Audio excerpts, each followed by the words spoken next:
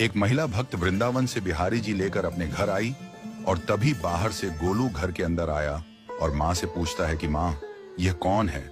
तो मैया ने बोला, ये भगवान हैं और ये ही हमारे मालिक हैं।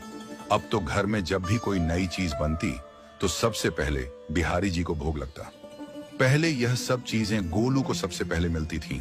इससे गोलू बहुत चिढ़ने लगा और मन ही मन ठाकुर जी को कोसने लगा।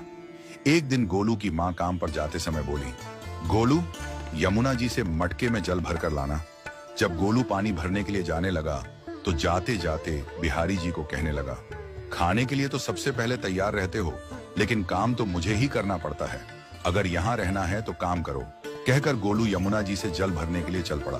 गोलू जब यमुना जी में जल भरने लगा तो उसने देखा कि यमुना जी के अंदर बिहारी जी विराजमान हैं और कह रहे हैं, ला गोलू, घड़ा हम भर देते हैं।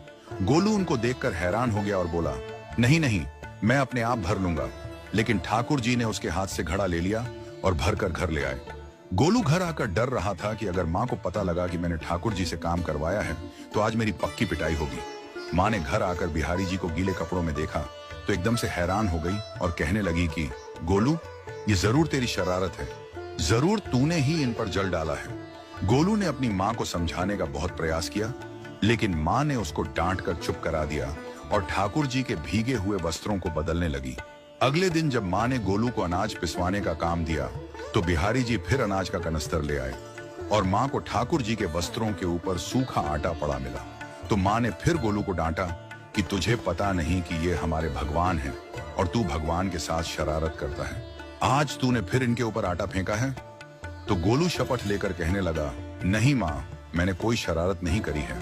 ये तो मेरे हाथ से गेहूं का कनस्तर लेकर खुद पिसवा कर आए हैं। गोलू की माँ आज बहुत गुस्सा हुई। अगले दिन फिर माँ बोली, बेटा गोलू, आज तुम्हारे बाबा बाहर गांव से वापस लौट आएंगे। बस आज का ही काम है, तुम जंगल से थोड़ी लकड़ियां ले आना। गोलू फिर डर गया, कहीं ठाकुर जी फिर मेरे पीछे ना आ जाएं। गोलू ने माँ को बोला कि मैं चला तो जाऊंगा, लेकिन बिहारी जी को समझा लो, वो मेरे पीछे ना आई। उसकी माँ हंसकर बोली, हाँ हाँ समझा दूंगी, तुम जाओ तो सही। गोलू जल्दी जल्दी लकड़ियां लेने जंगल में चला गया और माँ काम पर चली गई।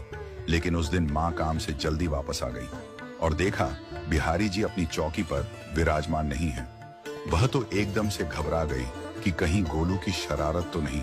वह भागी भागी जंगल की तरफ गई। तभी उसने देखा कि गोलू के साथ एक इंसान लकड़ियों को लेकर घर आ रहा है। गोलू की माँ यह देखकर हैरान हो गई कि यह तो बिहारी जी हैं। ये क्या हमारे भगवान हमारा काम कर रहे हैं? इसका अर्थ गोलू ठीक कह रहा था।